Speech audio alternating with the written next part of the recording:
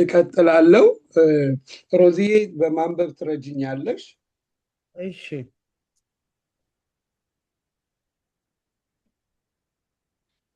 እሺ። ጴጥሮስን እናወጣለን ስለተጸለየ ቀጣውን ወደ ትምህርታችን እንገባለን። ያው ጴጥሮስን ጀምረናልና መጽሐፉን ኦልሞስት ለሁለት መክፈል ለሁለት ሐሳቡን ለሁለት ነው የምንከፍለው። ምዕራፍ 1 ላይ ባለፈው ሞር ከ3 ሳምንት በላይ ቆይተን የተነጋገርነው በክርስቶስ በማመናችን ምክንያት የተደረገልንን ነገር አይተናል። በማመናችን ጀስት በማመናችን የተነሳ ለኛ እግዚአብሔር ያዘጋጀውን ተስፋ አይተናል። ሲናገር ታገኙታላችሁ። ከ3 እስከ 6 ባለው ክፍል ውስጥ ነው ምን አይነት የከበረ ተስፋ እንዳለ፣ ይሄ ተስፋ ደግሞ ሕያው እንደሆነ፣ ለዘላለም የሚኖር ተስፋ እንደሆነ፣ ርስት የሚወረስ ነገር እንደሆነ፣ አሁን ያለው በእግዚአብሔር ዘንድ በሰማይ እንደሆነ፣ የሚገለጠው ደግሞ በመጨረሻው ዘመን እንደሆነ፣ አሁን የተጠበቀው በእግዚአብሔር ኃይል ተጠብቆ እንዳለ ጴጥሮስ ሲናገር እናያለን። እና ይሄ በመዳናችን ውስጥ የምናገኘው ተስፋ ወይም ደግሞ ጸጋ አለ። ስለዚህ እነዚህ የተበተኑ ናቸው። በተለያየ ስፍራ ላይ ህይወታቸውን ለማትረፍ የተበተኑ ሰዎች ናቸውና ያላችሁን ባትን የአሁኑን ሰርከምስታንስ አትዩ። የእናንተ የከበረ ተስፋ አለ፣ የምትወርሱት ተስፋ ነው፣ የዘላለም ርስት ነው እና እንደዚህ አይነት ርስት ስላላችሁ ይሄን ርስት ደግሞ የሚወረሰው በእምነት ስለሆነ ርስቱን ለመውረስ በእምነት ጸንታችሁ መቆም አለባችሁ። እስከ መጨረሻው የሚጸና ይድናል ይላል። እስከ መጨረሻው ጸንታችሁ ነው ይሄንን ቃላት ሊገልጠው የማይቻለውን ታላቅን ርስት የምትወርሱት ብሎ ከቁጥር ምዕራፍ 1 ከ13 ጀምሮ እስከ ምዕራፍ 5 ድረስ ይቀጥለዋል። እንዴት መኖር እንዳለባቸው፣ እንዴት መመላለስ እንዳለባቸው፣ እንዴት አድርገው ይሄንን የዘላለምን ተስፋ መውረስ የሚችሉበትን መንገዱን እዚህ ላይ ሲተርክ እናያለን። ባለፈው ከቁጥር 13 ጀምሮ አንድ ምዕራፍ የልቦናችሁን ወገብ ታጥቃችሁ በመጠን ኖራችሁ ኢየሱስ ክርስቶስ ሲገለጥ የምታገኙትን ጸጋ ፈጽማችሁ ተስፋ አድርጉት ይላል። ስለዚህ በምድር ህይወት ላይ ስትኖሩ በተስፋ መኖር አለባችሁ። ይሄም ተስፋ የምታደርጉት ምንድነው? ክርስቶስ ኢየሱስ ሲገለጥ የምናገኘው ጸጋ አለ፣ የሚሰጠን ጸጋ፣ የዘላለም የሆነ ጸጋ። ያንን ጸጋ ተስፋ እያደረጋችሁ ኑሩ። ሐዋርያ ጳውሎስ ሮሜ 8 ላይ ምን ይላል? ለኛ ሊገለጥ ካለው ክብር ጋር ቢመዛዘን የአሁኑ ዘመን ስቃይ ምንም እንዳይደለ እቆጥራለሁ።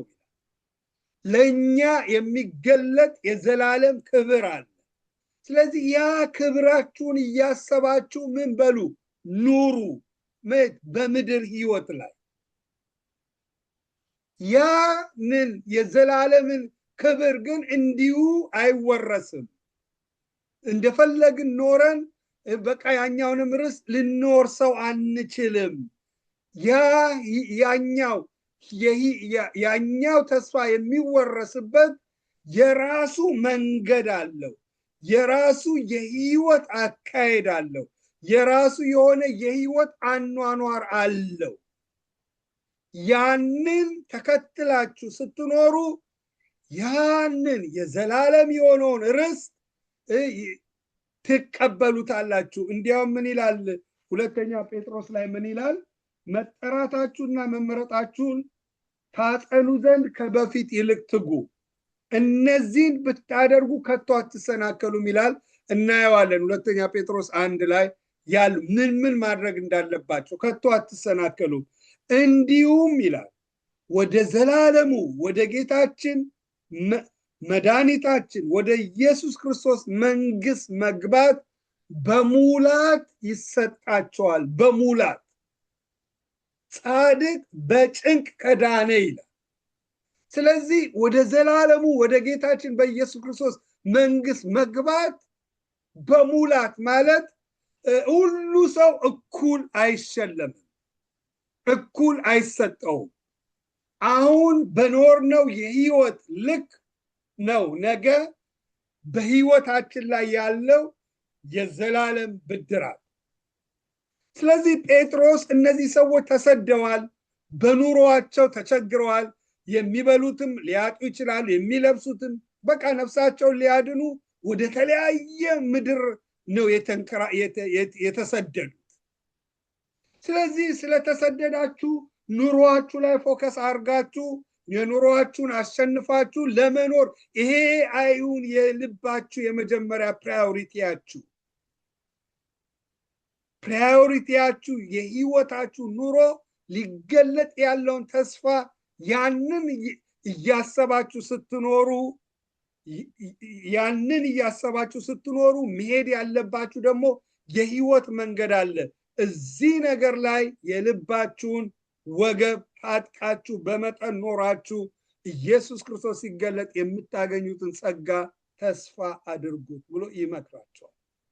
ማለት ክርስቶስ የራሱን ኃላፊነት ጨርሶ ሄዷል።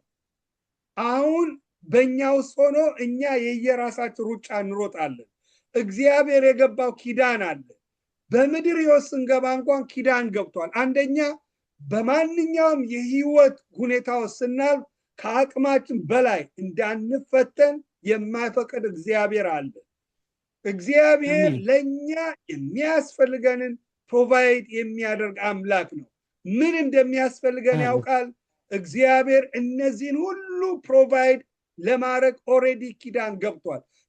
አታዋቸውም፣ እርግቦች አይዘሩም አይተክሉም፣ እግዚአብሔር አምላክ ግን ይመግባቸዋል አለ። አበቦች ይኸው ከሰለሞን የበለጠ ተጊጠዋል። እናንተ እምነት የጎደላችሁ ምን እንበላለን ምን እንጠጣለን ብላችሁ አትጨነቁ። መጀመሪያ ምን ፈልጉ? ጽድቁን ፈልጉ፣ ሌላው ምን ይላችኋል? ይከተላችኋል። እግዚአብሔር ነው ይሄንን ሆድ የፈጠረው። እግዚአብሔር ለእያንዳንዳችን የልጁ ነን። ስለዚህ ለእኔ የሚያስፈልገኝን ያውቃል። ምን እንደሚያስፈልገኝ እግዚአብሔር ያውቃል። እዚህ ቤት ላለነው ሁሉ እኛ ለልጆቻችን ምንም አያውቁ፣ ምንም አያስቡም። ጠዋት ወስደው መጫወት ነው የሚፈልጉት የተለያየ። እኛ ግን ምን ሊያስፈልጋቸው እንደሚችል ምን እንደሚጠቅማቸው ከአደጋ እንዴት መጠበቅ እንዳለብን የተለያየ ነገር የምናስበው እኛ ነን። እነሱ ልጆች ናቸው። እኛ አንዳንዱ ነገር ስጡን ሲሉን ከለክላቸዋል። ለምን አይጠቅማቸውም ብለን የምናስብ፣ ፊቸራቸውን ይጎዳቸዋል ብለን የምናስብ፣ በተለያየ ነገር ላይ በተቻለን መጠን መንገድ እናሳያቸዋለን ለፊቸራቸው የሚጠቅማቸው ነው ብለን ስለምናስብ። አንዳንዴ ሊያለቅሱ ይችላሉ። እነሱ ቢችሉ ቢፈቀላቸው ጌሙ ሲጫወቱ ቢውሉ ደስ ይላቸዋል። እግዚአብሔር እኛም በህይወታችን አንዳንድ ነገር የሚከለክለን የማይጠቅመን ነገር ፊውቸራችን ላይ የማይጠቅመን ነገር እንደሆነ እያወቀ እግዚአብሔር እኛ ለልጆቻችን እንደምናስብ እግዚአብሔር ከኛ የበለጠ ስለ እያንዳንዳችን እግዚአብሔር ያስብ። ስለዚህ በምድር ህይወት ስንኖር እግዚአብሔር ስለኛ ያስባል። ከፀጉራችን እንኳን አንድ እንኳን ካለሱ ፈቃድ አይነሳም። እሱ ግን እያንዳንዳችን እዚህ ቤት ያለነው እንድንከተለው እንድንሮጥ የሚፈልገው ነገር አለ። እርሱም መጀመሪያ በህይወታችን ላይ አስቀድመን መያዝ ያለብን ጽድቁን፣ የሱን መንገድ፣ እሱን ሐሳብ፣ የሱን ፈቃድ በህይወታችን ላይ ለማድረግ ስንጨክን እግዚአብሔር ደግሞ እግዚአብሔር ቤትን ካልሰራ ሰራተኛ በከንቱ ይደክማል ይላል። እግዚአብሔር ደግሞ ለኛ የታመነ ቤት እግዚአብሔር ይሰራል። እግዚአብሔርን በህይወታችን የመጀመሪያ ስናደርገው። ስለዚህ ጴጥሮስ እዚህ ያሉትን የተበተኑትን ሰዎች ፎከስ አድርጎ የሚነግራቸው ይሄ በሱ ላይ ያለው ቅባት በእነሱ ላይ እንዲሆን፣ እሱ የፈወሰውን ተአምራቶች በእነሱ ላይ እንዲሆን አይደለም። ይሄንን እግዚአብሔርን በህይወታቸው ላይ የሚያውቁበትን መንገዱን ከዚህ ከእግዚአብሔር ጋር የጸጋ ሁሉ ባለቤት ከሆነው ከእግዚአብሔር ጋር ተጣብቀው የሚሄዱበትን መንገድ ሲነግራቸው ነው የምናየው። ስለዚህ ባለፈው ላይ የበለጠ ፎከስ አድርገን ያገኘ መጀመሪያ ሲነግራቸው እኔ ቅዱስ ነኝና በኑሮአችሁ ሁሉ ቅዱሳን ሁኑ። ስለዚህ በምትሄዱበት ቦታ ላይ ነገሮች አይምራችሁ፣ ሁኔታዎች አይምራችሁ። ምንድነው የጠራችሁ? ቅዱስ ነውና ምንም አይነት ነገር ስታረጉ ቅድስና አለው ወይ? ቅድስና ከሌለው ምን አርጉ? አታርጉ። ለምን? የጠራችሁ አምላክ ምንድነው? ቅዱስ ነውና ብሎ ይነግራቸዋል። በ17 ቁጥር ላይ ደግሞ ምዕራፍ 1 17 በእንግድነት ዘመናችሁ በፍርሃት ኑሩ ይላል። አሁን የምትኖሩት ህይወት ይሄ አይደለም የዘላለም መኖሪያችሁ። አሁን ያላችሁበት የእንግድነት ዘመን ነው። እንግዳ ናችሁ ለዚህ ምድር። አገራችሁ በሰማይ ነው፣ ለዘላለም ነው እናንተ የምትኖሩት። ስለዚህ በዚህ በእንግድነት ዘመን ስትኖሩ ምን በሉ? በሰው ፊት ሳያዳላ በእያንዳንዱ ላይ እንደ ስራ የሚፈርደውን አባት ብላችሁ ብትጠሩ በእንግድነት ዘመን በፍርሃት ኑሩ። እግዚአብሔርን እየፈራችሁት ኑሩ። የት? በእንግድነት ዘመናችሁ። ስለዚህ የህይወትን መንገዱን ሲጽፍላቸው እናያለን። እንደገና 19 ላይ ባለፈው እንዳየነው እናንተ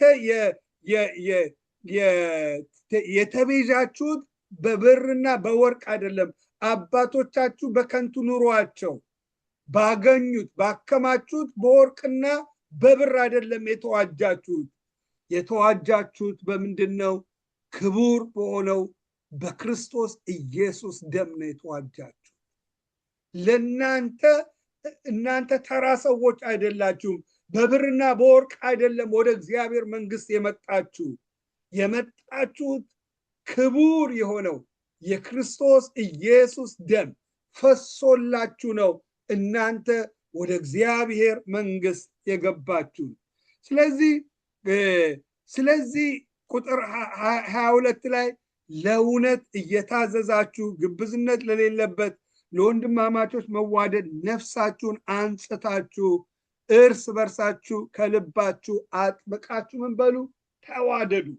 ስለዚህ ስትኖሩ በህይወታችሁ ላይ እውነት የሆነው ነገር ላይ ለሱ ምን በሉት? ባይመቻችሁም እንኳን ቢቆረቁራችሁም እንኳን ለእውነት እየታዘዛችሁ ለእውነት ለሆነው ነገር ምን በሉት? በስሜታችሁ ሳይሆን ለዛ እውነት ምን በሉት? እየታዘዛችሁ ግብዝነት ለሌለው ለወንድማማች መዋደድ ነፍሳችሁን አንጽታችሁ እርስ በርሳችሁ ከልባችሁ ተዋደዱ ይላል። አጥብቃችሁ።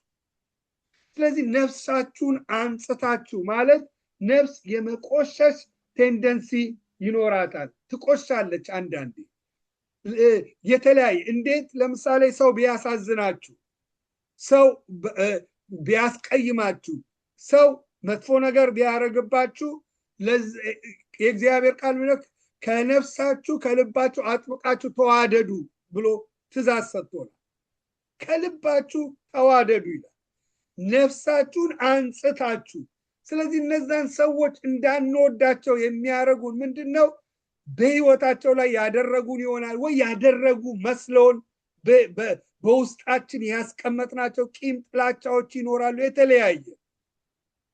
ስለዚህ እናንተ ግን በክርስቶስ ደም የተዋጃችሁ ስለሆናችሁ በዚህ በእንግድነት ዘመን ስትኖሩ እግዚአብሔርን እየፈራችሁ ስለምትኖሩ እንደዚህ አይነት በህይወታችሁ ላይ ነፍሳችሁን የሚያቆሽሽ ነገር ሲመጣ ምን አርጉት? አንጹት። አይገርማችሁም? እግዚአብሔር አይደለም ነፍሳችንን የሚያነጻው፣ እናንተ ነፍሳችሁን አንጹት። ቂም፣ ጥላቻ በህይወታችሁ ላይ ይቅር ለማለት ይመጣል ወደ ነፍሳችሁ። ሰዎች ካረጉባቸውም ወይም ሳያረጉባችሁም ወይም መስሏችሁም ሊሆን ይችላል በተለያየ ምክንያት። እናንተ ግን ምን በሉ? ነፍሳችሁን አንጽታችሁ ወንድሞቻችሁን ከልባችሁ አጥብቃችሁ ተዋደዱ ይላል። ለምን? ዳግመኛ የተወለዳችሁት ከሚጠፋ ዘር አይደለምና በሕያውና ለዘላለም በሚኖር በእግዚአብሔር ቃል ነው እንጂ ይላል። ለምን? ይሄ ዳግመኛ ወደዚህ ምድር ስንመጣ ከአዳምና ከሔዋን የተወለድንበት ዘር ነው ያለው። ይሄ ዘር ፖቴንሻል የለውም።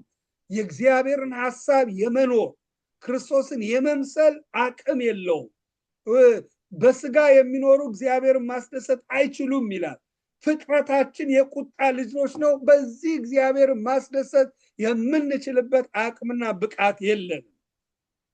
ይሄ ግን ዳግም የተወለድንበት ዘሩ ፖቴንሻሉ ግን ክርስቶስን የመምሰል አቅም አለው፣ ፖቴንሻል አለው። የክርስቶስ የሆነውን ባህሪ የመኖር አቅምና ፖቴንሻል አለው። ስለዚህ ይሄ ፖቴንሻል ስላለው የሚጠሉንን መውደድ መቻል የምንችልበት አቅም አለ። እንደገና ለእውነት የመኖር አቅም አለን። መቼ? ይሄንን ካሳደግ ነው።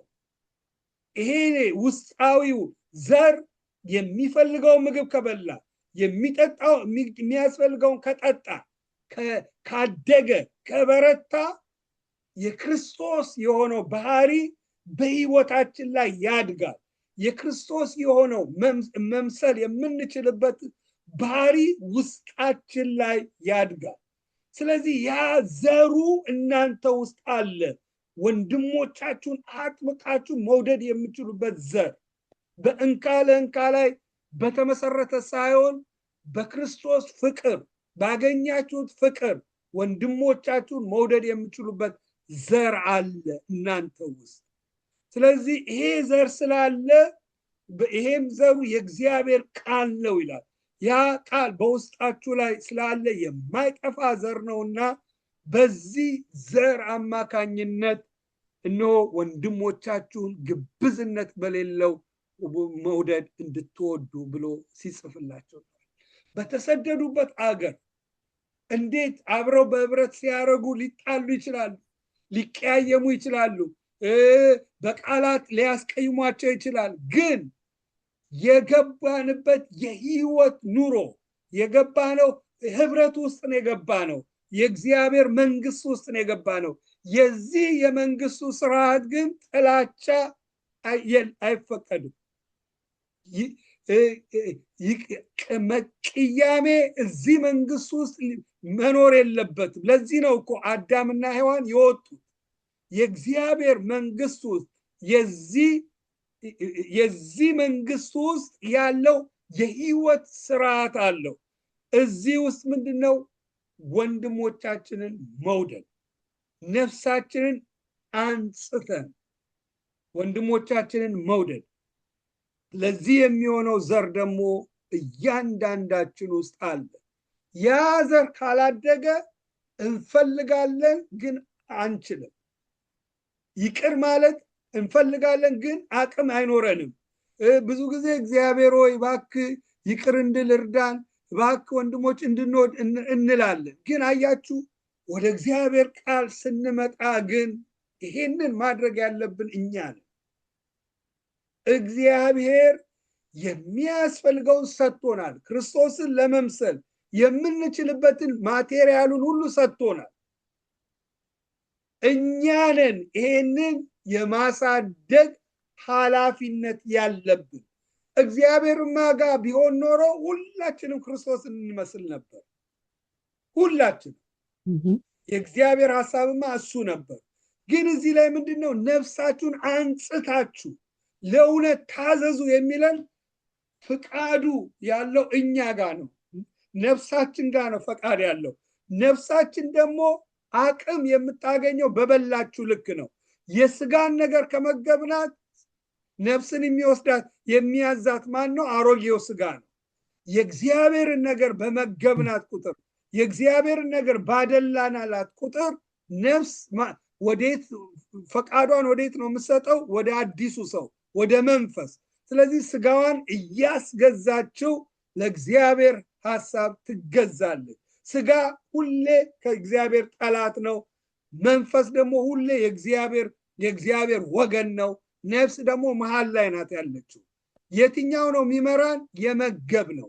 ቁጭ ብለን የስጋን ነገር የምንመግብ ከሆነ በህይወታችን ላይ የዚህን ዓለም ነገር የምንመገብ ከሆነ የምንኖረው ህይወት የስጋ ኑሮ ነው።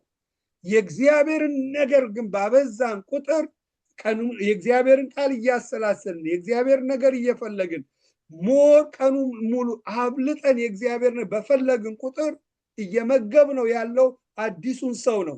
አዲሱ ሰው እያደገ አሮጌውን ሰው እየገዛው እያስገዛው የእግዚአብሔርን ሐሳብ በህይወታችን ላይ መኖር እንችላለን። ስለዚህ ይሄ ዘር በእያንዳንዳችን ውስጥ አለ። ቁጥር 24 ላይ ሚላል ስጋ ሁሉ እንደ ሳር ነው፣ ክብሩም እንደ ሳር አበባ ነው። ሳሩም ይጠወልጋል፣ አበባውም ይረግፋል። የጌታ ቃል ግን ለዘላለም ይኖራል። በወንጌል የተሰበከላችሁ ቃል ይሄ ነው። አሁን የምንኖረው የስጋ ኑሮ ያልፋል። እንደ ክብሩ የስጋው እንደ ምንድነው? እንደ ሳር አበባ ነው። ሳርም ይጠወልጋል፣ አበባውም ይረግፋል። ሁሉ ምንድነው? ከንቱ ነው። ለዘላለም ግን የሚኖረው የእግዚአብሔር ቃል ማለት ለዚህ ለቃሉ ተገዝተን የምንኖረው ህይወት የዘላለም ብድራት አለው። ለቃሉ ሳንገዛ በስጋ ነገር ላይ ስንሄድ ግን ምን ይሆናል? ይጠወልጋል፣ ይረግፋል፣ ይደመደም። በእግዚአብሔር ነገር ላይ ግን የምናጠፋው ነገር ለዘላለም ይኖራል እያለ እዚህ ላይ ጴጥሮስ ይነግራቸዋል። ለዚህ ነው እግዚአብሔርን መምሰል ግን ለአሁኑም ለሚመጣውም ህይወት ስላለው ተስፋ ለነገር ሁሉ ምን የሚል የሚጠቅም ነው። እግዚአብሔርን መምሰል ለዚህ ምድርም ቢሆን ለሚመጣውም ቢሆን ለአሁኑም ለሚመጣውም ህይወት ስላለው ተስፋ ለነገር ሁሉ የሚጠቅማል ብሎ የእግዚአብሔር ቃል ይነግረናል። ስለዚህ አሁን የህይወቱን መንገድ እየጀመረው ነው። የትኛውን መንገድ መጓዝ እንዳለብን፣ እንዴት መኖር እንዳለብን እየጀመረው ነው። ዛሬ ምዕራፍ 2ን እናየዋለን። የቻልነው ነው ያለ ሮዚ ያመችሻል ልታነቢ? እሺ ከቁጥር 1 ጀምሮ አንብቢልኝ። እስከ ቁጥር ስንት? ምዕራፍ 2ን ከ1 ጀምሮ። እሺ በጌታ በኢየሱስ ክርስቶስም የእግዚአብሔርን ቃል አነባለሁ። እንግዲህ ክፋትን ሁሉ፣ ተንኮልንም ሁሉ፣ ግብዝነትንም፣ ቅናትንም፣ ሐሜትንም ሁሉ አስወግዳችሁ ጌታ ቸር መሆኑን ቀምሳችሁ እንደሆነ ለመዳን በእርሱ እንድታድጉ አሁን እንደተወለዱ ሕፃናት ተንኮል የሌለበትን የቃልን ወተት ተመኙ። በሰውም ወደ ተጣለ በእግዚአብሔር ዘንድ ግን ወደ ተመረጠና ክቡር ወደ ሆነው ወደ ሕያው ድንጋይ ወደ እርሱ እየቀረባችሁ እናንተ ደግሞ እንደ ሕያዋን ድንጋዮች ሆናችሁ በኢየሱስ ክርስቶስ ለእግዚአብሔር ደስ የሚያሰኝ መንፈሳዊ መስዋዕትን ታቀርቡ ዘንድ ቅዱሳን ካህናት እንድትሆኑ መንፈሳዊ ቤት ለመሆን ተሰሩ።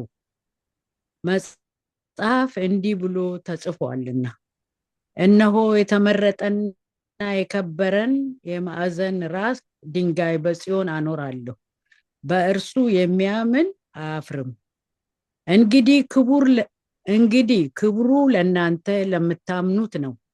ለማያምኑ ግን አናጢዎች የጣሉት ድንጋይ እርሱ የማዕዘን ራስ የእንቅፋትም ድንጋይ የማሰናከያም አለት ሆነ።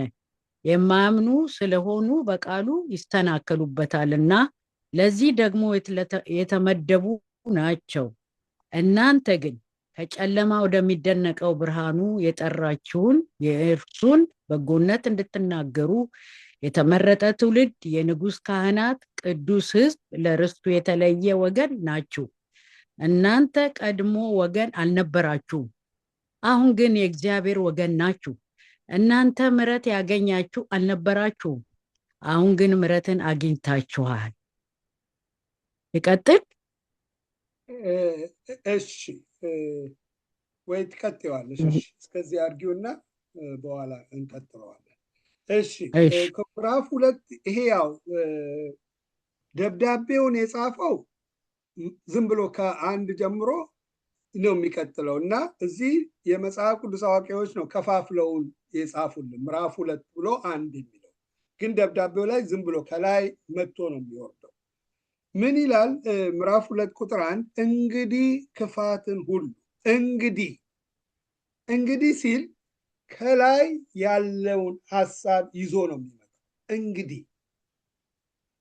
እንግዲህ ክፋትን ሁሉ ማለት እናንተ በወንጌል የተሰበከላችሁ በምንድነው?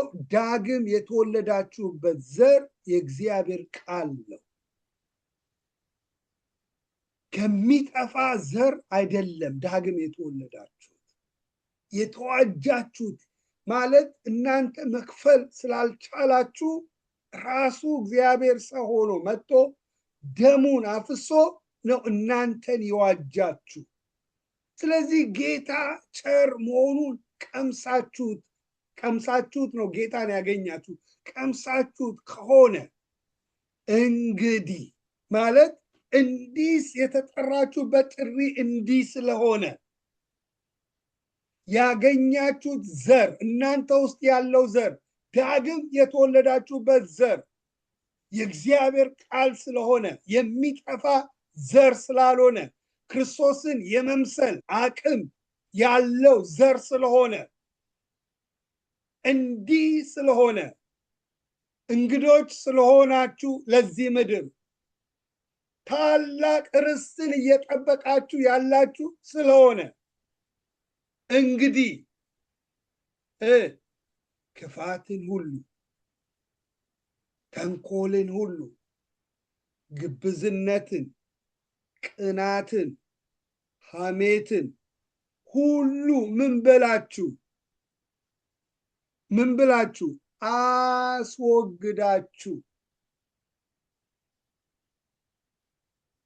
አስወግዳችሁ አይገርማችሁም?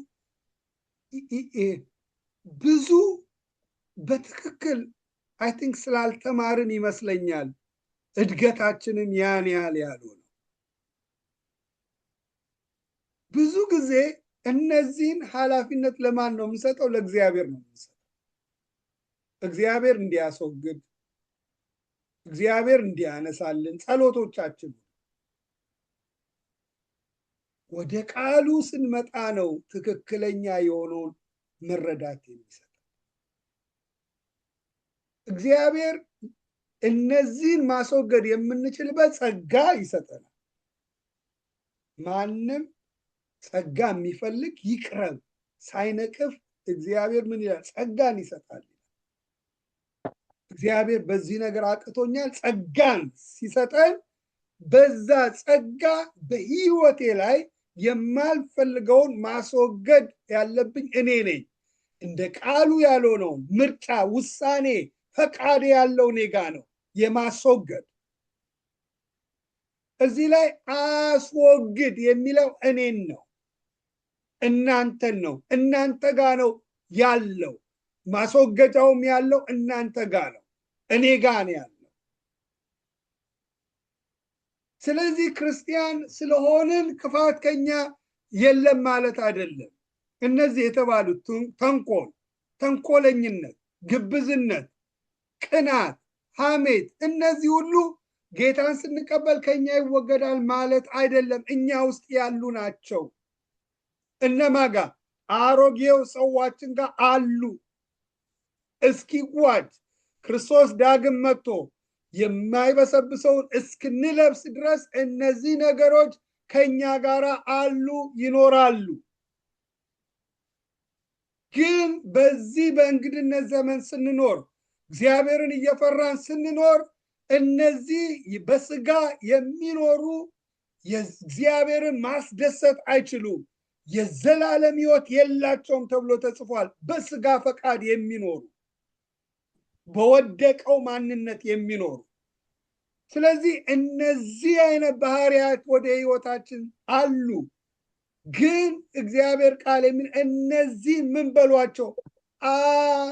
አስወግዷቸው። ምን? ክፋት። ክፋት ማለት ምንድን ነው? ሰው ላይ ክፋት ማድረግ። ክርስቲያን ሰው ላይ ክፋት ያደርጋል? አዎ ሊያደርግ ይችላል። እንዴት? በስጋው ፈቃዱ ከተመላለሰ። ክፋት ካልኩሌት ተደርጎ ሰውን የሚጎዳው ነገር ማድረግ ክፋት። ተንኮል ካልኩሌት ተደርጎ ሰውን መጉዳት፣ አስቦ ሰውየው የሚጎዳበትን ነገር ማድረግ ቸርች ውስጥ ይኖራል። ይሄ የተጻፈው ለክርስቲያን ነው። አዎ ተንኮለኛ፣ ተንኮል፣ ግብዝነት ማለት ግብዝነት ከላዩ ሲታይ ፍቅር ያለበት ይመስላል። ከላዩ ሲታይ በቃ አይደለ እነዛ ሰዎች ለኛ ያሰቡ ሊመስል ይችላል። ከላዩ ሲባል እነዛ ሰዎች ለኛ ቅን የሆኑ ይመስላል። ግብዝነት ግን ውስጡ ሲገባ እውነት የለም።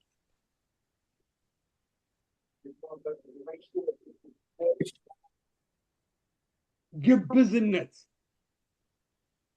ቅንዓት፣ መቅናት። ይሄ መጽሐፍ ቅዱስ ላይ ሳኦል እግዚአብሔር ጠርቶት ነበር።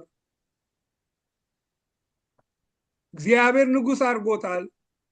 ሕይወቱ የተቦረቦረው ግን መቼ ነው? ዳዊት እልፍ ገደለ፣ ዳዊት ገደለ፣ ሳኦል ገደለ ብለው ሴቶቹ ሲዘፍኑ ምን ሆነ? ለእኔ ያሳነሱብኝ ብሎ በሕይወቱ ላይ በር ከፈተ። ቅናት አይደል? በር ከፈተ። ያንን ስሜቱ ቅናት ሊመጣ ይችላል፣ ስሜት። ያንን ግን በእግዚአብሔር ቃል ካላስወገድ ነው በር ከከፈትንለት እያደገ እያደገ እያደገ ሄድና መጨረሻ ላይ እኛን ከእግዚአብሔር ዓለም ውስጥ ያወጣል። ቅናት። የዳዊት ወንድሞች ቀኑበት፣ የዮሴፍ ወንድሞች ቀኑበት፣ ሸጡት። መልካም ነገር ሊያናግሩትም አልቻሉም ይላል። ሰዎች ሲቀኑባችሁ የምታዩት በምንድን ነው? ምንም ነገር ከእናንተ ጋር ያለው ነገር አያስደስታቸው። እናንተ ስላደረጋችሁ እኮ አይደለም፣ በህይወታቸው ላይ የከፈቱት በር።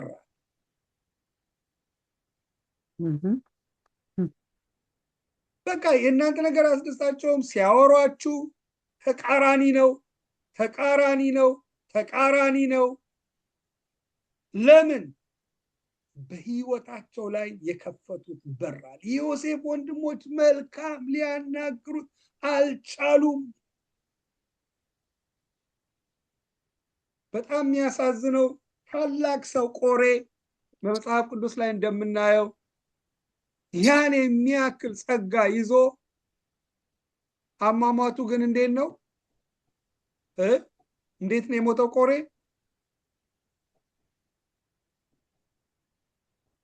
ንገሩኛ። መሬት ተከፍታ ዋጠችው። ጌታ ይባርክ። ዓለም ሰው መሬት ተከፍታ እስከነ ህይወቱ ታላቅ እኮ ጸጋ ያለው ሰው እስከነ ህይወቱ ተከፍታ ወደ ሲኦል ወረደ። እሱና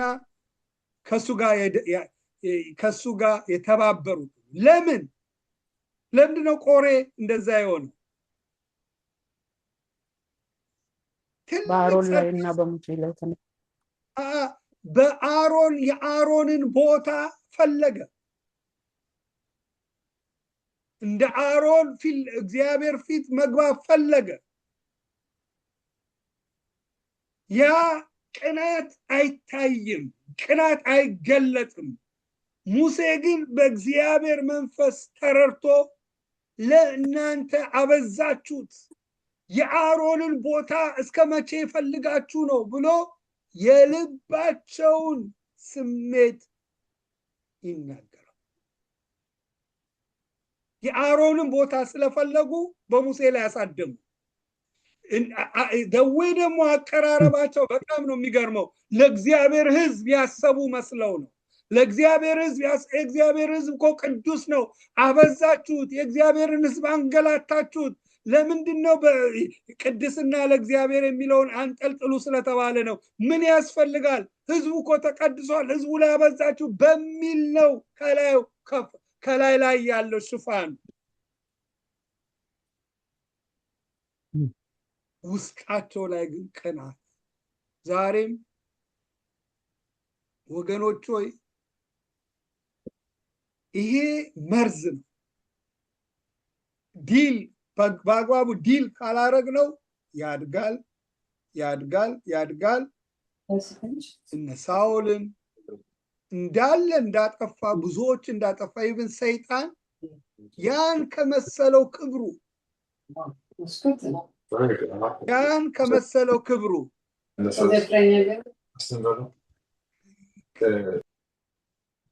ከመሰለው ክብሩ የወደቀው በምንድን ነው? ቅናት፣ በእግዚአብሔር ላይ መቅናት።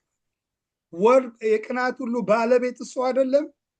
አሮጌው ስጋችንና እሱ የተለያየን በአእምሯችን ላይ እየመጣ እንደዚህ አይነትን ነገር እንድናስተናግድ ሊያደርገን ይችላል። ስለዚህ እዚህ ላይ ምን ይላቸዋል? ቅናትን ምን በሉት? አስወግዱት። ሐሜትን ሁሉ አስወግዳችሁ ጌታ ቸር መሆኑን ቀምሳችሁ እንደሆነ ለመዳን በእርሱ እንድታደርጉ አሁንም እንደተወለዱ ሕፃናት ተንኮል የሌለበትን የቃሉን ወተት ተመኙ። እነዚህን ልታስወግዱ የምትችሉት አንደኛ ጌታ ቸር መሆኑን ቀምሳችሁ እንደሆነ ጌታ ቸር ለእኛውን ቸር ነው አይደል? ጌታ ቸርነት ነው ያደረገልን አይደል? የሚገባን ሳይሆን ለማንገባው ሞቶ እኛን አዳነ። ቸር ነው ያደረገልን። ስለዚህ ይሄ ቸር ቀምሳችሁት እንደሆነ ለመዳን በእርሱ እንድታድጉ በክርስቶስ ውስጥ ሆናችሁ እንድታድጉ እርሱን ልበሱት ይላል፣ እርሱን ምሰሉት ይላል። በእርሱ እንድታድጉ እንድናድግ ክርስቶስን እንድንመስል እነዚህን ሐሜትን፣ ቅናትን፣ ተንኮልን፣ ግብዝነትን ከኛ ለማስወገድ የምንችለው ስናድግ ብቻ ነው። ስናድግ አቅም ይኖረናል። ሐሜትን ማስወገድ እንችላለን፣ ቅናትን ማስወገድ እንችላለን፣ ግብዝነትን፣ ተንኮልን፣ ክፋትን ማስወገድ እንችላለን አቅም ስለሚኖረን። የምናድግበት መሳሪያ ደግሞ እዚህ ላይ ለመዳን በእርሱ እንድታድጉ አሁን እንደተወለዱ ሕፃናት የቃሉን ወተት ተመኙት። ሕፃናት ሲወለዱ ያለቅሳሉ፣ ይመኛሉ። ቤት ንብረት ነው ወይ ምንድን ነው የሚመኙት? እነዚህ ሕፃናት እንደዛ የሚያለቅሱት የሚመኙት አንድ ነው። ምንድን ነው? የእናታቸውን ወተት።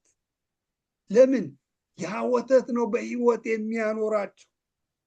ወተቱ ነው አቅም የሚሰጣቸው፣ ጉልበት የሚሰጣቸው፣ ህይወታቸው እንዲያድግ የሚያደርገው። እንደተወለዱ አሁን እንደተወለዱ ሕፃናት እንደዛ የሚያለቅሱ እንደዛ የሚጮሁት አንድ ነገር ፈልገው ነው ያን ሁሉ ግሬቭ የሚያደርጉት። ምንድን ነው? ወተት ወተት። እኛም አሁን በህይወታችን ላይ የሚያድነን የዘላለምን ርስት እንድንወርስ የሚያረገን በዚህ ምድር ላይ እንዴት መኖር እንዴት መመላለስ እንዳለብን የሚያረገን አንድ ነው፣ እርሱም የእግዚአብሔር ቃል። ቃሉ እንዴ ጸሎት አይደለም ወይ ልትሉ ትችላላችሁ። ነው ቃሉ። ቃሉን ስናነባው መጸለይ እንዳለብን ይነግረናል። ለምን? እስትንፋስ ነዋ። ቃሉን ስናነባው እንዴት መኖር እንዳለብን ይነግረናል። ቃሉን ስናነባው ነው ለአዲሱ ሰው ምግብን የሚሰጠው። ሕፃናት ወተት እንደሚያገኙ አዲሱ ሰው የሚያድገው ውስጣዊ የሆነው ዳግም የተወለደው ዘር የሚያድገው አቅምና ጉልበት የሚያገኘው መቼ ነው? በዚህ በእግዚአብሔር ቃል ነው። ዳግም የተወለዳችሁት በእግዚአብሔር ቃል ነው ይላል አይደል? ያ የተወለደው ዘሩ እያደገ የሚመጣው በእግዚአብሔር ቃል። ስለዚህ ምን ይላቸዋል? ይህንን በሄዳችሁበት በተሰደዳችሁበት ምድር ተመኙት። የቱን? ቃሉን ፈልጉት። የሚያድናችሁ ይሄ ቃል ነው። የዘላለም ርስት እንድታገኙ የሚያደርጋችሁ ይሄ ቃል ነው። ሐዋርያ ጳውሎስ ለኤፌሶን ሽማግሌዎች ሰብስቦ አደራ ሰጥቷቸው ይሄዳል። ለማን? ለጸጋው ቃልና ለመንፈስ ቅዱስ። ስለዚህ ወገኖች ሆይ የተሳሳተ ትምህርት እግዚአብሔር ሆይ ክፋትን አስወግድልን፣ እግዚአብሔር ሆይ ቅናትን አስወግድልን፣ እግዚአብሔር ሆይ ተንኮልን አስወግድ ልንል እንችላለን፣ ግን ሮንግ ነው። ትክክለኛው እኔ ነኝ ማስወገድ ያለብኝ፣ አንተ ራሳችን ነው ማስወገድ። አስወግዱት። እንዴት ነው የምናስወግደው? አቅም ስናገኝ። አቅም የምናገኘው በምንድን ነው? በእግዚአብሔር ቃል ተጠምተን በእግዚአብሔር ቃል ውስጣዊ ሰዋችን ካደገ እነዚህን እናሳድጋለን። ካለበለዛስ አያድግም። ስለዚህ በቤተ ክርስቲያን ውስጥ ቁጭ ብለን ፍሬያማ የሆነ ህይወት ለቅዱሳን በረከት ከመሆን ይልቅ ቅዱሳን እንለያያለን። በምን? በሐሜት። ቅዱሳን እናሳዝናለን። በምን? በተንኮል። ቅዱሳን እንጎዳለን። በምን? በክፋት። አገልጋዮች የበለጠ ተዘርግተው እንዳያገለግሉ ምን እንሟርታለን? ሟርት፣ አንደበታችን ኔጌቲቭ ነገር ሟሟረት። ከበረከት ይልቅ ምን እንሆናለን? የሰይጣን ዕቃ እንሆናለን። በምን? የእሱን መሳሪያዎች ስለምናደርግ። ተንኮል የሰይጣን ነው። ሐሜት የሰይጣን ነው። ክፋት የሰይጣን ነው። ግብዝነት የሰይጣን ነው። በዚህ ምክንያት የእግዚአብሔር እጅ ይያዛል። ስለዚህ እነዚህን አስወግዳችሁ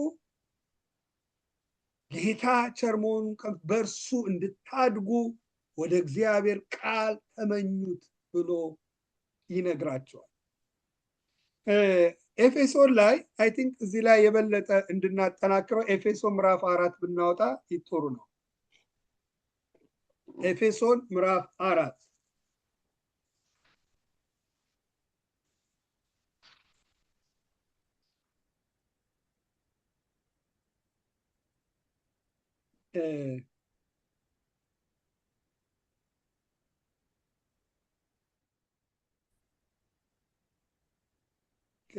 ሮዚ ከ17 ጀምሮ ታነቢዋለሽ እስከ 24። እሺ 4:17 እሺ። እንግዲህ አሕዛብ ደግሞ በአእምሯቸው ከንቱነት እንደሚመላለሱ ከእንግዲህ ወዲህ እንዳትመላለሱ እላለሁ፣ በጌታም ሆኜ እመሰክራለሁ። በቃ እስከ 24 በቃ እነርሱ ባለማወቃቸው ጠንቅ በልባቸውም ደንዳናነት ጠንቅ ልቦናቸው ጨለመ፣ ከእግዚአብሔርም ሕይወት ራቁ፣ ደንዝዘውን በመመኘት ርኩሰትን ሁሉ ለማድረግ ራሳቸውን ወደ ሴሰኝነት አሳልፈው ሰጡ። እናንተ ግን ክርስቶስን እንደዚህ አልተማራችሁት። በእርግጥ ሰምታችሁታልና እውነትም በኢየሱስ እንዳለ በእርሱ ተምራችኋል። ፊተኛው ኑሯችሁን እያሰባችሁ እንደሚያታልል ምኞት የሚጠፋውንም አሮጌውን ሰው አስወግዱ። በአእምሯችሁ መንፈስ ታደሱ፣ ለእውነትም በሚሆን ጽድቅና ቅድስና እንደ እግዚአብሔር ምሳሌ የተፈጠረውን አዲሱን ሰው ልበሱ። እሺ፣ ጌታ ይባርክ። ክርስትና የትግል ህይወት። አሜን። አሁን ያለነው ስደት ውስጥ ነው። ሀገራችን በሰማይ ነው። እዚህ ስደት ውስጥ ስንኖር፣ እዚህ እንደ መጻተኛ ስንኖር መኖር ያለብን ነገር ተጽፎልናል። በጠላት ዓለም አገር ውስጥ ነው ያለነውና በቃ ተስማምቶን ሪላክስ አድርገን የምንኖርበት ዓለም ላይ አይደለንም አሁን ያለን። እዚህ ላይ ጌታችን ሩጫውን ጨረሰ። አሁን እኛ መስቀላችንን ይዘን እየሄድን ነው። ስንሄድ ምን ማድረግ እንዳለብን እዚህ ላይ ይነግረናል። ቁጥር 20 እናንተ ግን ክርስቶስ እንደዚህ ያልተማራችሁም በእርግጥ ሰምታችኋል፣ እውነት በኢየሱስ እንዳለ በእርሱ ተምራችኋል። ፊተኛ ኑሯችሁን እያሰባችሁ እንደሚያታልል ምኞት የሚያጠፋውን አሮጌውን ሰው አስወግዱት። ፊተኛ ኑሯችሁን እያሰባችሁ እንደሚያታልል ምኞት የሚያጠፋውን አሮጌውን ሰው አስወግዱት። ኪዳን ክርስትና ኪዳን ነው አይደል? ኪዳን ገባን ከጌታ ጋር። ምን አይነት ኪዳን ገባን? እኔ ከዛሬ ጀምሮ ለፈቃዴ ላልኖር፣ ከዚህ በኋላ ያለኝ ህይወቴ ለክርስቶስ ባለኝ ህይወት የምኖረው ነው ብዬ ኪዳን ገባው። ለፈቃዴ ሞቼ ስነሳ በጥምቀት ከዚህ በኋላ ለክርስቶስ ፈቃድ ለመኖር ብዬ ኪዳን ገባው፣ ቃል ኪዳን ገባው።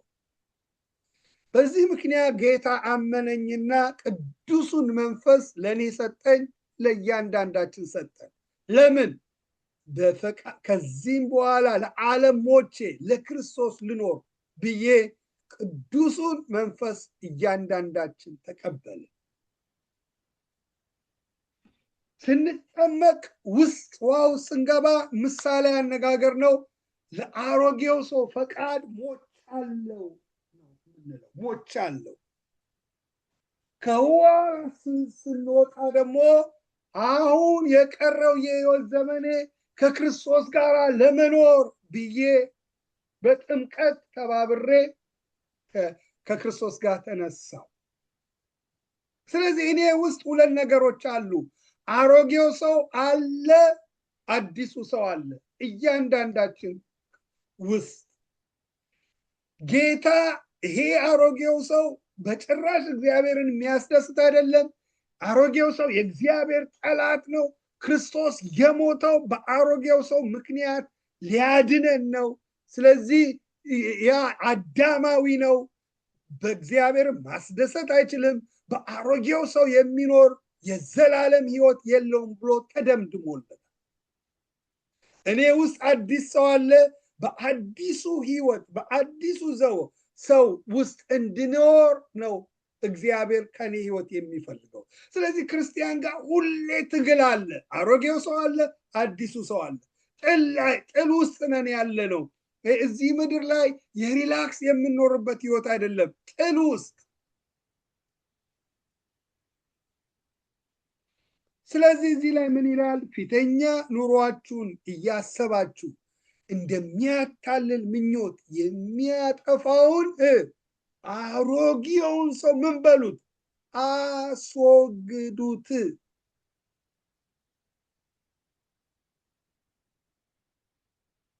አሮጌውን ሰው ምን በሉት? አስወግዱት።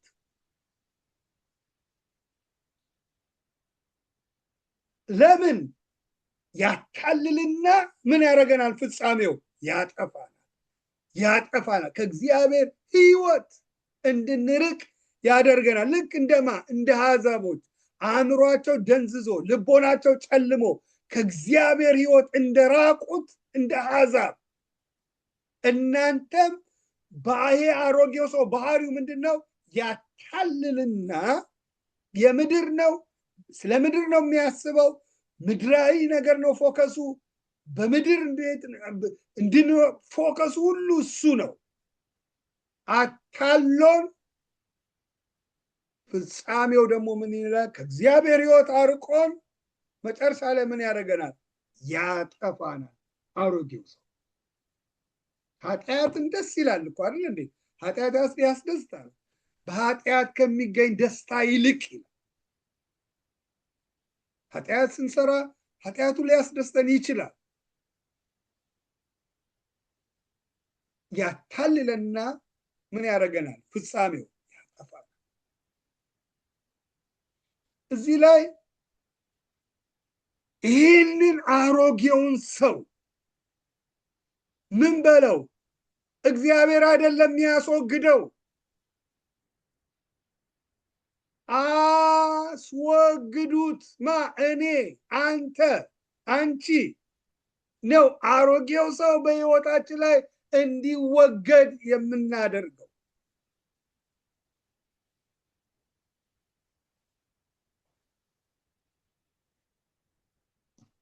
እንዴት ነው የሚወገደው? በአእምሮ አስወግዱት። በአእምሮአችሁ መንፈስ ታደሱ። ነፍሳችን አእምሮ ክፍል ውስጥ ነው ያለው። ፈቃዳችን ሁሉ ነፍሳችን ውስጥ ነው ያለው። በአእምሮ መንፈስ መታደስ። እንዴት? በእግዚአብሔር ቃል ማሰብ። በዓለም ሰው ክፉ ሲያደርግብን ምንድን ነው የምናደርገው? ምን ነው የምንመልሰው? ምን ነው የምናደርገው? ክፉ ሲያደርጉብን አውቶማቲካሊ የአሮጌው ሰው ባህሪ ነው። ክፉ እናደርጋለን። ክፉ ሲናገሩን ክፉ እንመልሳለን። ሰዎች ሲጠሉን አውቶማቲካሊ እንጠላለን። በአእምሮ መታደስ ግን ስንቀየር ግን እንደሱ አይደለም የምናደርገው። ውጤቱን እናየዋለን። ክፉ ሰዎች ሲያደርጉ ክፉ ብንመልስ የሚመጣውን ውጤት መጽሐፍ ሮሜ 12 ውስጥ በደንብ ይነግረናል። ክፉን በክፉ አትሸነፉ፣ ሁለታችንም እንሸነፋለን። ክፉን ግን በመልካም አሸንፍ። ጠላት አንተን የሚጠላ ሰው ይኖራል። አዎ ይኖራል። ስለ አንተ ምንም መልካም ማያወራ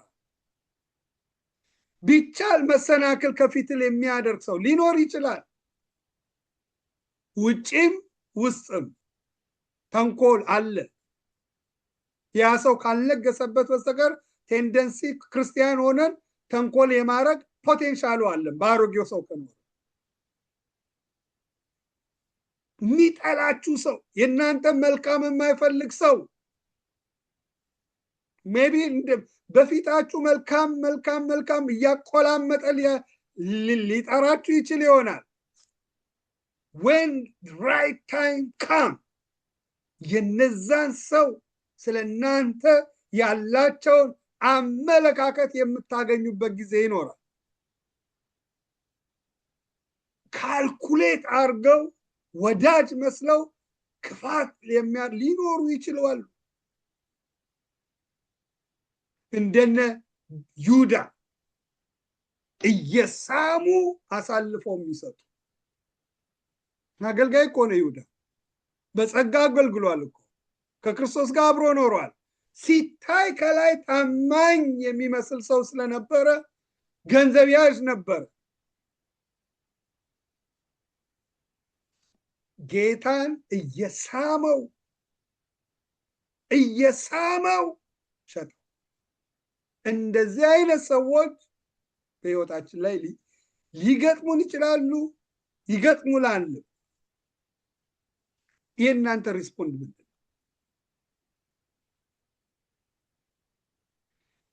በአእምሮ መንፈስ ስንታደስ እንዴት መመለስ እንዳለብን እናውቃለን። ፔንፉል ነው፣ ያማል። ለምን? ነፍሳችን ገና አልተቀየረችማ። አሁን ነፍስ አድጋ አድጋ አድጋ ክርስቶስን ወደምትመስልበት ደረጃ ነው የምትሄደው። እዛ ድረስ ለመድረስ እየነጻች እስክትሄድ ግን ከኛ የሆነው ነገር መንፈስ ቅዱስ ሲቆርጠው በታዘዝን ቁጥር ለእውነት እየተገዛን በመጣን ቁጥር ከኛ ላይ ሲያስወግድ ፕሮሰስ ነው። ያማል። ልክ ሕክምና ውስጥ ሄደን የተለያየ ከኛ ላይ አንዳንድ ነገር ሲያክሙን እያመመን ግን ውጤቱ ጥሩ ስለሆነ እየታገስን እንቀጥላለን። እዚህ ላይ መንፈስ ቅዱስ ከኛ ላይ እስከሚያስወግደው ድረስ እያመመን ይሄዳል። ለእውነት እየታዘዝ ስንመጣ ስንለምደው ከተወገደ በኋላ ላይፍ ስታይላችን ሲሆን ግን ኖርማል ህይወታችን ይሆን። ክርስቶስ ህይወቱ በቃ ክርስቶስን የመሰለ ነው። እንደዛ እየደበደቡት እየተፉበት ፊቱን ሸፍነው መምህር ሆይ ትንቢት ተናገር ሲል ምንድነው አልፎ እነሱን አይደለም የሚረግመው፣ የሚያደርጉትን አያውቁምና ይቅር በላቸው። ያ ሁሉ እያደረጉት ይሁዳ እንደሚሸጠው ያውቃል። ምን አለው? ወዳጄ ይሁዳ ሆይ፣ ወዳጄ ይሁዳ ሆይ። ኢማጂን ውስጡ ምን አይነት የተቀየረ ማንነት ያለው ነው ጌታ። ስለዚህ በአእምሮ መንፈስ ስንታደስ እንዴት መኖር እንዳለ የምንመልሰው ነገሮች ሁሉ እንደ እግዚአብሔር ቃል ነው። ኃጢአት ውጤቱ ፍጻሜው ምን እንደሆነ እናያለን። ሰዎች ሲያሙ፣ ሰዎች ስማችንን ሲያጠፉ አንዳንድ ሰው በቃ ለስሙ ስለሚኖር በቃ ያንን ጀስቲፋይ ለማድረግ ይኖራል ነው። በአእምሮ መታድ ኢግኖር አርገ ነው። እሱ የኛ ሪስፖንስ የኛ ኃላፊነት አይደለም። የኛ ኃላፊነት ለእውነት መኖር፣ የኛ ኃላፊነት እግዚአብሔርን ማስደሰት፣ የኛ እግዚአብሔርን አለማሳዘን፣ የኛ ኃላፊነት እነዛ የእናንተን ስም እያጠፉ የሚሄዱትን ለነሱ መልካም ማድረግ፣ መልካም መሆን፣ በሚያስፈልጋቸው ጊዜ መርዳት። አእምሮ መታደስ በእግዚአብሔር ቃል ሪኒው ሲሆን እንደ እግዚአብሔር ቃል ህይወታችን እየተመላለሰ ይመጣል። ስለዚህ እዚህ ላይ ምን ሆነ? አሮጌውን ሰው ምን በሉት? አስወግዱት። ከዛ በአእምሯችሁ መንፈስ ታደሱ። እንዴት? ለምን? አንድ ቀን እኮ እኔ በጌታችን በኢየሱስ ዙፋን ፊት እቀርባለሁ። ያኔ ስለ ህይወቴ መልስ እሰጣለሁ። እንዴት መኖር እንዴት እንደተመላለስ መልስ እሰጣለሁ። ደግሞ የሚጠይቀኝ ደግሞ አዲስ ጥያቄ አይደለም፣ ቃሉን ነው። ጠላትን ውደደው ብሎኛል። ክፉ ሲያደርጉብህ መልካም አድርግ ብሎኛል። ወንድሞችን ውደድ። እግዚአብሔር የሰጠኝ ትእዛዛቶች አሉ። በቃሉ ነው ነገ ሄዶ የሚጠይቀኝ። ስለዚህ አሻቅበን በአእምሮ መታደስ ስንቀየር አሻቅበን ውጤቱን እናየዋለን። ነገ በህይወታችን ላይ የሚሆነውን በዚህ ምክንያት እንዴት መመላለስ እንዳለብን እናውቃለን። ስለዚህ እዚህ ለሐዋርያው ጳውሎስ ከምዕራፍ 1 እስከ 3 ይነግራቸዋል። በክርስቶስ ውስጥ ያገኙን ማንነታቸውን ከነገራቸው በኋላ ለዚህ ማንነት እንዴት መኖር እንዳለባችሁ ብሎ ከምዕራፍ 4 እስከ 6 ድረስ በኤፌሶን ሲነግራቸው እናያለን። ስለዚህ በአእምሮ መንፈስ መታደስ። ሶስተኛው ደግሞ እዚሁ ላይ ኤፌሶን 4:24 በአእምራችሁ መንፈስ ታደሱ፣ ለእውነት በሚሆን ቅድስና፣ ጽድቅና ቅድስና እንደ እግዚአብሔር ምሳሌ የተፈጠረውን አዲሱን ሰው ልበሱት። አዲሱን ሰው ልበሱት። የምለብሰው እኔ፣ አእምሮዬን እንዲታደስ ማድረገው እኔ፣ አሮጌውን ሰው ማስወግደው እኔ፣ ፍቃዱ እኔ ጋር ነው ያለው። እንዴት ነው የምታደሰው? እንዴት ነው አእምሮ የምታደሰው? እንዴት ነው ማስወግደው አሮጌውን ሰው? እንዴት ነው አዲሱን ሰው የምለብሰው? ተጽፎልኛል። እንደ እግዚአብሔር ምሳሌ የተፈጠረውን አዲሱን ሰው ልበሱ። ይሄ አዲሱን ሰው ስንለብሰው ኖርማል ይሆናል። ትግሉ እየቀነሰ ይመጣል። አሮጌውን ሰው የማሸነፍ አቅም አለው አዲሱ ሰው። የሚለብሰውም ደግሞ አዲሱን ሰው የምንለብሰው ቅድም እንዳነበብነው እንደ ሕፃናት አሁን እንደተወለዱ የቃሉን ወተት ውስጥ ስንመኘው ቃሉን ለማድረግ ስንታዘዝ አዲሱን ሰው እየለበስ ነው። ጌታን ልበሱት ይላል። ጌታ ማለት ቃሉ ነው። የእሱን ባህሪ እየለበስ ነው።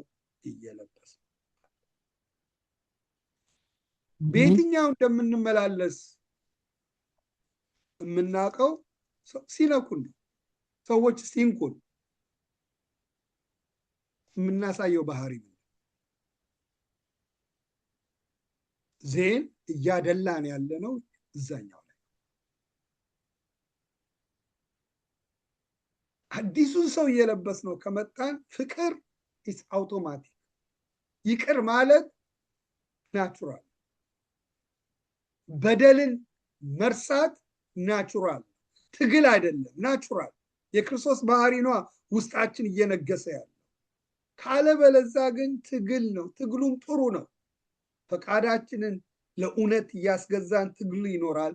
ትግሉ ግን እያደገ ሲመጣ ማለት ውስጣዊ ሰዋችን እያደገ ሲመጣ ግን ኢት ቢካምስ ኖርማል። ይህ ሰው ይቅር ማለት ሄዶ ማናገርም ላያስፈልገን ይችላል። ናቹራሊ ይቅር እንላለን። ለምን? ፍቅር በደልን ምን አይልም፣ አይቆጥርም። የመዘንጋት በደል የበደሉን የመርሳት አቅምና ፖቴንሻል ይኖረናል። መቼ? አዲሱን ሰው ስንለብስ። ስለዚህ ክርስቲያኖንን ጌታን ተቀበልን ማለት በአንዴ በቃ አሮጌው ሰው ተወገደና አዲሱ ማለት አይደለም። የእድገት የሂደት የፕሮሰስ እንደሆነ እዚህ ላይ ይነግራል። ስለዚህ ጴጥሮስ ሲመክራቸው ወደ ጴጥሮስ መልእክት ስንሄድ እንዴት መምኖር እንዴት መመላ አይገርማችሁም? ይሄ ሰው ታላቅ ጸጋ ታላቅ ተአምር ያላደረገው የለም። ግን አንድ ነገር ሲጽፍላቸዋል። ምን አይነት ከአሁኑ ዘመን ክርስትና ጋር ምን ያህል እንደራቅን ታያላችሁ። አሁን ሚዲያው ከሞላው ጋር ምን ያህል እንደተራራቀ ይታያቸዋል። የሚወራው ቅባት፣ ጸጋ፣ ተአምሩ የተለያየ ነው። እሱ አይደለም ክርስትና። እዚህ ላይ አሮጌውን ሰው አስወግደን አዲሱን ሰው ለብሰን በአእምሮ መታደስ ተቀይረን ጌታን እያስደሰትን የመኖር ሂደት ነው። ከዛ ቅባቱም ይመጣል፣ ጸጋውም ይለቀቃል። ለምን? ባለቤቱን ካገኘ ነው የጸጋ ሁሉ እንደ ፈቃዱ እንደ መንፈስ ቅዱስ እንደ ፈቃዱ ይሰጣል ይላል። ያምነናል። የምንኖረውም ለሱ ክብር እንደሆነ ይገባናል። በአዲሱ ሰው ስንመላለስ ከሱ ጋር ትክክለኛው ህብረት ይኖረናል። ያን ጊዜ ለእግዚአብሔር ለብዙ በረከት ያደርጋል። ስለዚህ ጴጥሮስ ያንን መንገድ ይነግራቸዋል። ሌላው ይከተላቸዋል፣ ጸጋውም ይከተላቸዋል። እንትን ይላል። እዚህ ወደዚህ ወደ ምዕራፍ 2 ስንመለስ ለምንድን ነው በሰው ወደ ተጣለ በእግዚአብሔር ወደ ተመረጠው ወደ ክብር ወደ ያው ድንጋይ ወደ እርሱ እየቀረባችሁ እናንተ ደግሞ ያው ድንጋዮች ሆናችሁ በኢየሱስ ክርስቶስ ለእግዚአብሔር ደስ የሚያሰኝ መንፈሳዊ መስዋዕት ታቀርቡ ዘንድ ቅዱሳን ካህናት እንድትሆኑ መንፈሳዊ ቤት ለመሆን ተሰሩ ይላል። እዚህ ላይ በቃ የሚያወራላቸው ምንድን ነው? በሰው ወደ ተጣለ በእግዚአብሔር ወደ ተመረጠ ክቡር ወደ ሆነው ወደ ያው ድንጋይ ወደ እርሱ እየቀረባችሁ ክርስቶስ በሰው አይገርማችሁም? ተጥሏል። አይጠቅመንም ተብሎ ተጥሏል። የህይወት ራስ። አሁን ራስ ባይኖረኝ አስቡ እንዴት እንደምነው። የህይወትን ራስ ምን ባሉት? ጣሉት። እናንተ ግን በሰው ወደ ተጣለ በእግዚአብሔር ወደ ተመረጠ ወደ እሱ ወደ ህይወት ራስ ወደ እሱ እየቀረባችሁ እናንተ ደግሞ እንደ ሕያዋን ድንጋይ ሆናችሁ በኢየሱስ ክርስቶስ ለእግዚአብሔር ደስ የሚያሰኝ መንፈሳዊ መስዋዕት ታቀርቡ ዘንድ ቅዱስ ካህናት እንድትሆኑ መንፈሳዊ ቤት ለመሆን ምን በሉ ተሰሩ። አያችሁ፣ አሁን አሮጌውን ሰው ማስወገድ፣ ሐሜትን፣ ቅናትን ማስወገድ፣ ክፋትን አስወግዶ አዲሱን ሰው መልበስ። ለምንድን ነው? መንፈሳዊ ቤት ለመሆን እየተሰራን ያለ ነው። ሂደት ነው። ለምን? ለእግዚአብሔር መስዋዕት እያቀረበ ነው ህይወታችን ያለው። የኔ ህይወት አሁን ለእግዚአብሔር መስዋዕት እያቀረበ ነው። ለእናንተም የእናንተም ህይወት መስዋዕትን እያቀረበ ነው ያለው 24 ሰዓት። ምን አይነት መስዋዕት? ለዚህ ላይ ለእግዚአብሔር ደስ የሚያሰኝ መስዋዕትን ታቀርቡ ዘንድ። ለምን? እኔ ካህን ነኝ፣ እናንተም ካህን ነኝ። ምን አይነት ካህናት እንድንሆን ነው የተፈለገው? ቅዱስ ካህን፣ የተለየ ካህን እንድንሆን ነው የሚፈለገው። ካህን ነው፣ ክህንነታችን ግን ቅዱስ ካህን እንድንሆን። ቅናት፣ ሐሜት፣ እነዚህ ተንኮል፣ ክፋት ይዘን እንደዚህ አይነት ካህን ሆነን እነዚህን አይነት ባህሪያቶችን ይዘን ለእግዚአብሔር የምንሰዋቸው አይደለም። መስዋዕቱን ያረክሰዋል። ስለዚህ ምንድን ነው የሚለው? ቅዱስ ካህናት ለእግዚአብሔር መንፈሳዊ ቤት ለመሆን ተሰሩ ይላል። ለእግዚአብሔር መንፈሳዊ ቤት። አሁን እኔ መስዋዕትን እያቀረብኩ ነው በህይወቴ። ሮሜ 12 ቁጥር 1 ላይ ታገኙታላችሁ። ለአእምሮ የሚመጭ እሱም አገልግሎታችሁ ነው። ህይወታችን መስዋዕትን እያቀረበ ነው ለእግዚአብሔር። ግን ምን አይነት መስዋዕት? እዚህ ላይ እየነገራችሁ ወደዚህ ወደ ሕያው ድንጋይ ቅረቡ። ወደ እሱ ስትቀርቡ እርሱ ለእግዚአብሔር ደስ የሚያሰኝ መስዋዕት፣ እግዚአብሔር የሚያሸተው መስዋዕት፣ የፍቅር መስዋዕት፣ የምሕረት መስዋዕት፣ የቸርነት መስዋዕት፣ የዋነት መስዋዕት፣ ለእግዚአብሔር ደስ የሚያሰኝ መስዋዕት ይሆን ዘንድ ቅዱስ ካህን ሆናችሁ መንፈሳዊ ቤት ለመሆን ተሰሩ ብሎ ጴጥሮስ ይነግራቸዋል። አይገርማችሁም? ስለዚህ ዛሬ በእኛ ውስጥ የሚሄደው መስዋዕት ምን አይነት መስዋዕት? እስራኤላውያኖች አንዳንዴ ለእግዚአብሔር ያቀረቡት መስዋዕት ምንድን ነው? አንካሳ የሆነ ሽባ የሆነ የታመመ መስዋዕት ያመጡና ያቀርቡለታል። እግዚአብሔር ምን አለ? እኔ አባት ከሆንኩ መፈራቴ የታለ? ሂድና ይሄንን እውሩን፣ አንካሳውን፣ ሽባውን ይሄንን ሂድና ለአለቃ እስቲ አቅርብ፣ ይቀበለዋል ወይ? በኩራቱን እያለ ይሄንን የሚያደርግ ምንድን ነው አለ? እርጉም ይሁን ብሎ እግዚአብሔር። ስለዚህ ወገኖች ዛሬ መስዋዕት ውስጥ ነው ያለው። ይሄ መስዋዕት የሚያረክሰው ብዙ ነገር አለው። ሐሜት ያረክሰዋል፣ ተንኮል ያረክሰዋል፣ ክፋት ያረክሰዋል፣ ግብዝነት፣ ቅናት፣ እነዚህ ሁሉ ይህንን መስዋዕት ያረክሰዋል። ግን እግዚአብሔር ካህናት ነንና ለሱ ተለይተን ቅዱስ ካህናት ሆነን መንፈሳዊ ቤት እግዚአብሔር የሚያሸተው ደስ የሚያሰኘው መስዋዕት በህይወታችን እንድንሰዋ ይፈልጋል። ስለዚህ መንፈሳዊ ቤት ለመሆን ተሰሩ። አንዴ ተሰርተን የምናበቀው አይደለም። እስከ መጨረሻው እየተሰራን ክርስቶስን ወደ መምሰል ህይወት እያደግን ወደሱ እየቀረብን ቃሉን እየፈለግን በምናደርገው የህይወት ሂደት ውስጥ መስዋዕትን እያቀረብን ነው የምንኖረው። መንፈሳዊ ቤት ለመሆን ተሰሩ። ምን ይላል? እነሆ የተመረጠ ቁጥር 6 የከበረ የማዕዘን ራስ ድንጋይ በጽዮን አኖራለሁ፣ በእርሱ የሚያምን አያፍርም ተብሎ ተጽፏል። እንዲሁ ክብሩ ለእናንተ ለምታምኑት ነው፣ ለማያምን ግን አናጢዎች የጣሉት ድንጋይ እርሱም የማዕዘን ራስ የእንቅፋት ድንጋይ የማሰናከያ አለት ሆነ። የማያምኑ ስለሆኑ በቃሉ ይሰናከላሉ፣ ለዚህም የተመደቡ ናቸው ብሎ የማያምኑና እኛ አምነን በክርስቶስ አምነን ያመንነው ምን ይሆናል? እንደማናፍር። እነዚህ ያላመኑት ይታያችሁ፣ አናጢዎች የጣሉት የማዕዘን ድንጋይ ማለት ኮርነር ስቶን ለአንድ ቤት እጅግ ወሳኝ ነገር ነው። ቤቱ ጠንካራ ሆኖ በዛ ነው የሚያያዙት እና ስቴብል ይሆናል፣ ጸንቶ ይቆማል። ማዕዘን ነው፣ እንደ መሰረትም ይሆናል። ያ የማዕዘን ራስ ድንጋይ ከሌለ ግን ቤቱ በቀላሉ ይፈርሳል። ኢየሱስ የማዕዘን አናጢዎች ማለት እውቀት ያላቸው ቤት እንዴት መሰራት እንዳለበት የሚያውቁት ኢየሱስን ጣሉት ይላል። የማዕዘን ራስ የሆነው ድንጋይ ዋና ለቤት አስፈላጊ ድንጋዩን ጣሉት። እናንተ ግን ይሄንን ተቀበላ አመናችሁት። በዚህ ምክንያት እነሱ ምን ሆኑ?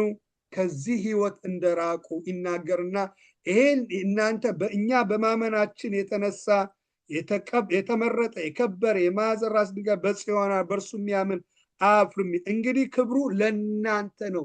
የዚህ ክብር እኛ በማመናችን የተነሳ ይሄንን ክብር አግኝተናል። ይሄንን የክርስቶስን ክብር እናገኛለን። እነሱ ግን ባለማመናቸው የተነሳ ለዚህ ይሄንን ክብር ሊያገኙ አልቻሉም። በዚህ ምክንያት እንደተሰናከሉ እናያለን።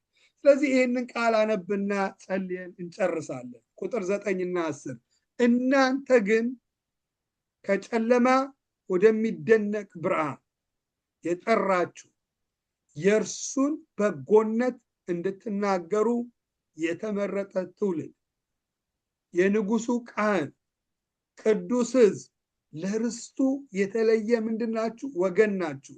እናንተ ቀድሞ ወገን አልነበራችሁም፣ እናንተ የእግዚአብሔር ወገን ናችሁ። እናንተ ምሕረት ያገኛችሁ አልነበራችሁም፣ አሁን ግን ምሕረትን ምን ብላችኋል? አግኝታችኋል ብሎ ይነግራል። እናንተ ግን አያችሁ፣ እኛ ምንድነን? ከጨለማ ወዴት? ወደሚደነቅ ብርሃን የተጠራን ህዝብ ነው። ለምን? የእርሱን በጎነት እንድንናገር የተመረጠ ትውልድ። ንጉሱ ማን ነው? ጌታችን ነው። የሱ ካህናት፣ አገልጋይ፣ ቅዱስ የተለየ ህዝብ፣ ለርስቱ የተለየን ደግሞ ምንድነን? ወገን። ማንነታችን ምን አይነት? ከጨለማ ወደሚደነቅ ብርሃን የተጠራ ማለት አስቡት። የጨለማው ከጨለማ ከድግድግ ጨለማ ወዴት? ቃላት ሊገልጥ ወደማይቻለው ብርሃን ውስጥ ነው እግዚአብሔር የጠራ። ወደ ፍቅሩ ልጅ መንግስት ነው እግዚአብሔር ፍልሰት በህይወታችን ላይ ያደረገው። ወደሚደነቅ ብርሃን ነው የተጠራ ነው። ሲጠራን ደግሞ ዓላማ ፐርፐዝ አለው። የእርሱን በጎነት እንድንናገር፣ የክርስቶስ በጎነት እሱ ስላደረገልን ድነናል። ለሰዎች ሄደን ወደ ሞት እየሄዱ ያሉትን ወደ ዘላለም ወደ ጨለማ ውስጥ ያሉትን እንደኛ ወደ ብርሃን እንዲወጡ የእሱን በጎነት እንድንናገር የትውልዳችን የተወለድነው የዚህ ጉራጌ፣ አማራ፣ ትግሬ እሱ አሮጌው ሰው ትውልድ እሱ አይደለም። እኛ ትውልድ የእግዚአብሔር የልጅነት ኦቶሪቲ ያገኘንበት የተመረጠ ትውልድ ነን። የተለየን የእግዚአብሔር የወገን የሱ ዘር ያለብን ትውልድ ነን። ትውልዳችን፣ ማንነታችን። የንጉሱ ደግሞ ምንድነን? ካህን፣ የንጉሱ አገልጋይ። እንዴት? አሁን በምድር ላይ መስዋዕትን እያቀረብኩ ነው እኔ እናንተ የንጉሱ ካህን አገልጋዮች ነን። ለእግዚአብሔር መንፈሳዊ መስዋዕትን እያቀረብንን ካህናቶች ነን። ለርስቱ የተለየ ወገን።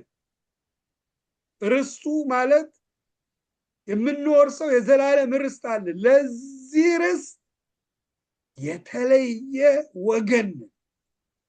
እናንተ ቀድሞ ወገን አልነበራችሁም፣ አሁን ግን የእግዚአብሔር ምንድናችሁ? ወገን ናችሁ።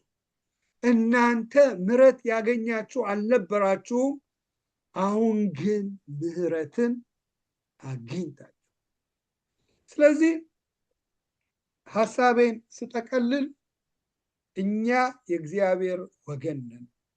እኛ የእግዚአብሔር ሕዝብ ነን።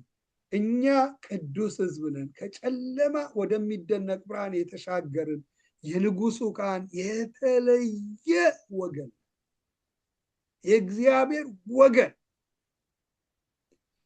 የእግዚአብሔር ወገን ስንሆን መኖር ያለብን በዚህ ምድር ላይ ይነግረናል። አሁን መጻተኛና እዚህ እንግዳ ስንኖር እንዴት መኖር እንዳለብን እዚህ ላይ ተጽፎልናል።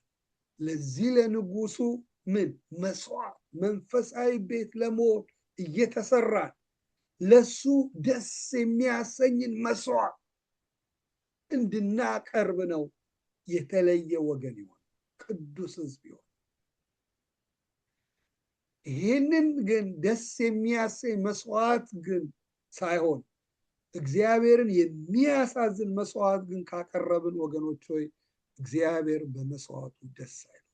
ስለዚህ ሕይወታችንን እያየን እንየው። ከኛ ውስጥ የሚወጣው መስዋዕት እግዚአብሔር ደስ ይለዋል፣ ያሸተዋል። እንዴት ነው የሚያሸተው? ከወንድሞቻችን ጋር ባለን ሕይወት፣ በትዳራችን ሚስት ባላችን እናከብራለን።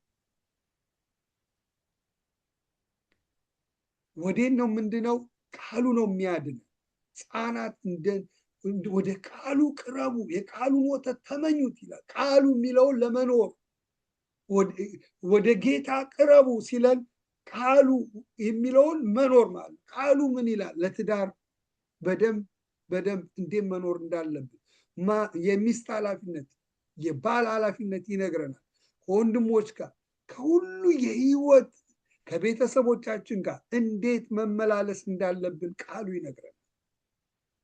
ስለዚህ ወገኖች ሆይ የዚህ አገልጋይ እግዚአብሔር መንፈሳዊ ቤት ለመሆን ተሰሩ። ይሄ ነገር በውስጣችን ላይ ይግባ። ዝም ብለን እንተኛለን፣ እንወጣለን፣ እንገባለን፣ እንወጣለን፣ ስራ እንገባለን፣ እንሄዳለን። መስዋዕትን እየሰዋን ነው ያለ ነው 24 ሰዓት። እግዚአብሔር ሲያሸተው ግን መስዋዕቱ የሚሸተው ነው። ቅናት ውስጥ ካለ ህይወታችን፣ ጥላቻ ውስጥ ካለን፣ ሐሜት ውስጥ ካለን፣ ክፋት ውስጥ ካለን፣ ተንኮል ውስጥ ካለን፣ አለመስገኝነት፣ ምስጋና ከህይወታችን ሲጣ ከተለያየ ነገር ላይ ሲሆን ወገኖች ሆይ ያ መስዋዕት እግዚአብሔርን አያስደስትም። ጥሪያችን ምንድነን? እኛ ቅዱስ ሕዝብ ነን። እኛ ካህናት ነን። የዘላለም ርስት እየጠበቀን ያለው በምድር ህይወታችን ግን ለእግዚአብሔር ሕያው መስዋዕት እያቀረብን ለሱ መንፈሳዊ ቤት እየሆንን እየተሰራን እንድንመጣ እግዚአብሔር ይፈልጋል። ስለዚህ መስዋዕታችንን እያየን ሰዎች መጥፎ ሲናገሩን መጥፎ የምንመልስ ከሆነ፣ ሰዎች ሲሰድቡን መጥፎን የምንሳደብ ከሆነ መስዋዕቱን እናረክሰዋል። እግዚአብሔር ያንን ሽታ ሲያሸተው አያስደስተውም።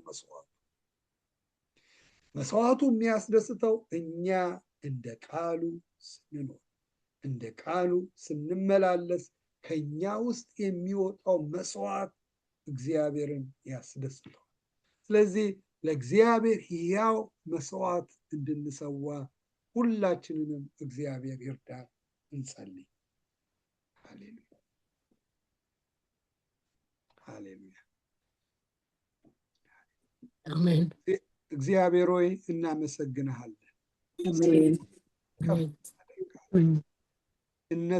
እዚህ ቤት ያለውን ሁሉ ስለመከርከን፣ እኔን ስለመከሩ የሚያድነንን ቃል ይሄ ነው ቃል የሚያድነን ከዘላለም ቁጣ የሚያድነን።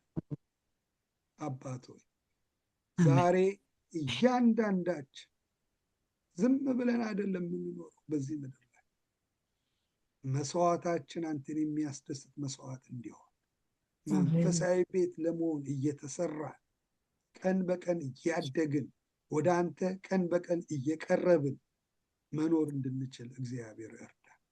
በቤተክርስቲያን ውስጥ ከአካሉ ስታገኘን ለአካሉ መለያየት ምክንያት እንዳለው ለአካሉ መታነጫ ምክንያት ሆነን እንድትጠቀምብን በጌታ በኢየሱስ ስም ጸልያለሁ።